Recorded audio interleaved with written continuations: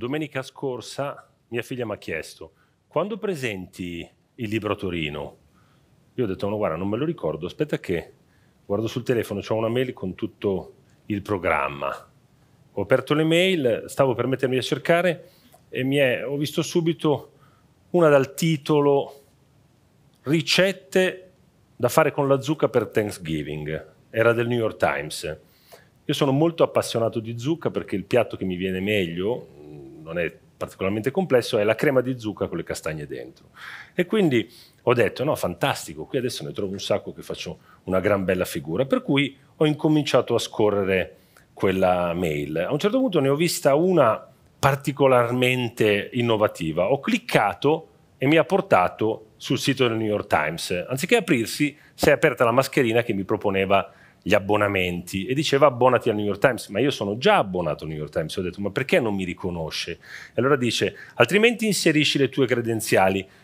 Ma io non ho la minima idea di quali siano le mie credenziali, e quindi mi sono messo a cercare le credenziali che da qualche parte sul telefono ci dovevano essere. Mentre cercavo tutte le password dentro il telefono, ho visto la password di una compagnia telefonica e mi è venuto in mente che quella compagnia telefonica mi sta inseguendo da mesi perché io restituisca un vecchio decoder, un decoder che io era di 2 case fa, non ho la minima idea dove sia. Ho anche provato a dire loro che io non so cosa farmene, cioè ve lo pago, ma io non ce l'ho più quel decoder, no, vogliono il decoder. Allora mi ricordavo che mi bombardavano con degli SMS. Allora ho detto: fammi vedere a che punto siamo arrivati. Sono andato a vedere negli SMS. Negli SMS ho trovato un messaggio che mi ero dimenticato dell'oculista, che diceva che dovevo portare le mie figlie martedì alle 19. Allora mi sono girato e ho detto a mia figlia: martedì abbiamo l'oculista. E lei mi ha detto: e come fai? E dico: no, andiamo dall'oculista e salti la presentazione. Ma cosa c'entra la presentazione? Dobbiamo andare dall'oculista.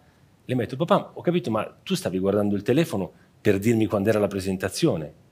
E io ho detto: ah, è vero. Ho fatto un passo indietro e ho immaginato tutto quello che ho detto: no, ero passato l'oculista, il decoder, la password, la crema di zucca. È vero, io ho preso il telefono per un'altra cosa e lì mi sono reso conto di quanto, del naufragio della mia attenzione. Quante volte voi prendete il telefono in mano perché dovete fare una cosa che vi sembra importantissima, dovete fare una telefonata, ecco, mi devo ricordare, devo telefonare a quella persona, devo mandare una mail, devo scrivere una cosa, devo comprare il biglietto di un treno. Poi lo prendete e vedete che avete 10 notifiche di WhatsApp. Allora 10 notifiche sembra: wow, chi mi avrà scritto 10 cose? Vai dentro subito e trovi la chat, per esempio, dei compagni di classe, che è una ancora delle più innocue, che propongono la pizzata e ti propongono la pizzata tra 3 giovedì e tu però già guardi, quindi non sai più cosa devi fare, vai a vedere e no, ma tu tra 3 giovedì non puoi, allora inizi a dire: cosa faccio? Non vado io, propongo un'altra data. E poi vedi un messaggio che ti ha mandato un news alert che ti è arrivato che dice che il Senato il seggio senatoriale del Nevada l'hanno vinto i democratici. E allora dico: cavoli, Trump l'ha presa in quel posto, fantastico. Allora io scrivo subito a un amico che è proprio drogato di politica americana e gli chiedo: ma questo cosa significa davvero? Cosa significa per Trump? E vado avanti così e poi a un certo punto dico: perché ho preso il telefono? Cosa dovevo fare? Allora io faccio così.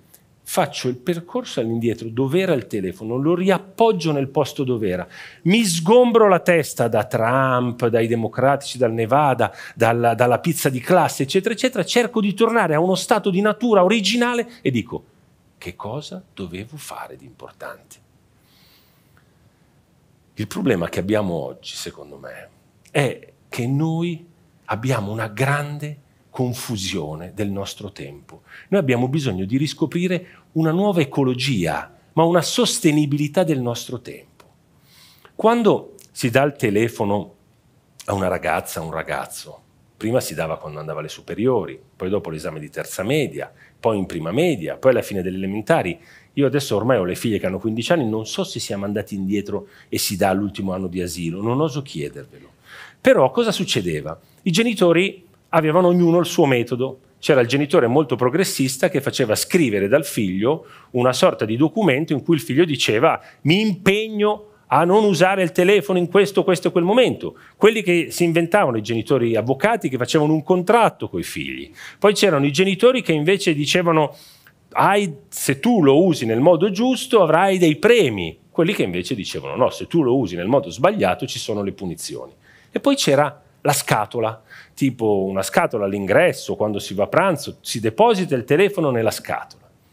E lì mi è venuto in mente Sergio Marchionne. Sergio Marchionne è stato un manager italiano, molto noto, che oggi non c'è più, ha guidato la Fiat e l'ha messa insieme con la Chrysler, con la Jeep. Ecco, Sergio Marchionne, la sua scatola era un sacchetto di plastica, una busta, in cui lui teneva 3 telefoni, uno con una SIM americana, una svizzera e una italiana, uno per il lavoro in Italia, uno in America e uno perché i figli vivevano in Svizzera. E aveva anche sempre 2 bottigliette di tè con aromi strani che comprava in America, tè freddo. E lui teneva sempre i telefoni nel sacchetto e li tirava fuori solo se ne aveva bisogno, perché diceva che quando tu tieni il telefono sul tavolo, il telefono si frega la tua attenzione. E poi diceva, io dicevo, vabbè, ma uno può anche fare 2 cose insieme. Lui dice, no, il multitasking significa che tu puoi fare 2 cose male, 3 cose malissimo e 4 cose in modo schifoso. Questa è una certezza, fanne una sola alla volta. E mi ha insegnato una cosa, mi ha insegnato il valore del tempo vuoto. Allora, Sergio Marchionne e il tempo vuoto sembrano 2 concetti lontanissimi, perché era uno che lavorava 18 ore al giorno, si è veramente consumato di lavoro. Eppure lui faceva così. Quando arrivò alla Fiat, ogni 2 ore segnava sulla sua agenda 20 minuti o mezz'ora dove scriveva Pasquale.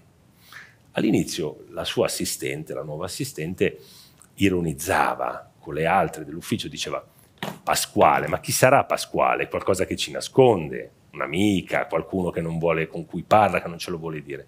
E invece Pasquale era lui. Pasquale era il suo tempo necessario per capire le cose, il tempo di cui aveva bisogno per digerire le cose.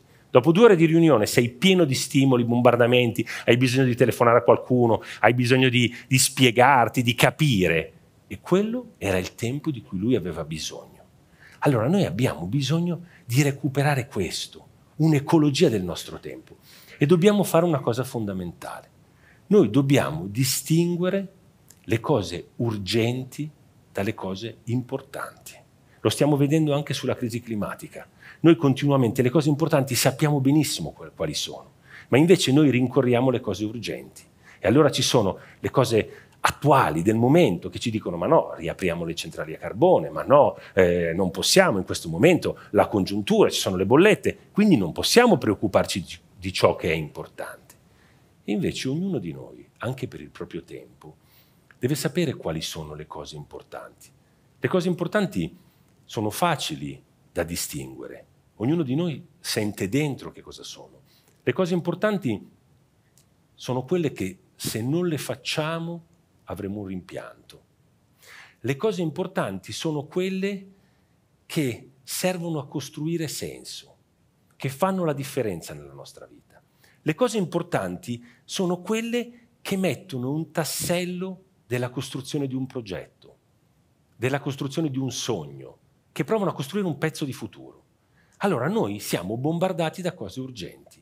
Tutti i giorni corriamo come la ruota del criceto e dobbiamo rispondere a una mail, ci arriva una cosa che dice tra un mese ci sarebbe questo appuntamento e pretendono che rispondi subito, ma tu non sai neanche che cosa mangerai questa sera, come fai a sapere cosa farai tra un mese? E invece va programmato tutto e ti si chiede continuamente di rispondere, di correre, di dare subito qualche cosa che dimostri che tu sei performante. Allora invece uno deve avere il coraggio di tapparsi le orecchie e di pensare alle cose importanti. Perché le cose urgenti si mangiano le cose importanti. Perché le cose urgenti vengono lì, bussano alla tua porta, insistono, sgomitano, si fanno spazio. Le cose importanti invece, siccome sono solo tue e ce le hai dentro, tu le tieni lì e al limite dici, vabbè, ma ok, vi metto da parte, andiamo la prossima settimana a trovare quella persona, quel libro lo leggiamo un'altra volta, quella foto la stampo e la incornicio in un altro momento, le rinvii perché pensi, vabbè, queste sono cose mie, e invece no, le devi proteggere. Le cose importanti sono le cose fondamentali della vita, quelle che fanno la differenza. Io da quando ho capito questo, e l'ho capito durante il tempo che abbiamo vissuto, quel tempo in cui siamo stati bloccati in casa, a partire da quella primavera in cui c'era tutti i giorni il sole, l'unica in cui, la più bella che abbiamo avuto, siamo stati in casa. Ecco, in quella primavera lì abbiamo incominciato a renderci conto che possono accadere delle cose improvvise, inattese, inimmaginabili, che quando arrivano spazzano via tutto. Ci dicono che tutte quelle cose che avevamo nell'agenda, che erano urgentissime, invece possono essere cancellate in nome di qualcos'altro. E allora possiamo incominciare a immaginare che esista di fare anche cose nuove, inimmaginabili, che siano dare importanza a quello che sentiamo dentro. E allora se noi facciamo questo, ricominciamo a mettere i pezzi della nostra vita in fila e a dare senso alla nostra vita sapendo che il tempo non è infinito, che non abbiamo tutto il tempo del mondo e che dobbiamo tenerci il tempo per le cose che ci stanno a cuore. Allora io tutte le domeniche pomeriggio faccio un foglietto che porto sempre in tasca, su cui mi scrivo 3, 4, 5, 6 cose importanti. Non metto mai nessuna urgenza, ma cose importanti che per me hanno senso. E io penso sempre, vabbè, ma me le ricorderò tutta la settimana, ma io invece so che quando sarà martedì mattina o martedì pomeriggio, io tirerò fuori il foglietto e dirò, ah, ecco che cos'era importante, perché bombardato dalle urgenze me le sto per dimenticare. Vi consiglio di fare questo, rimettete l'importanza al centro delle vostre vite. In bocca al lupo.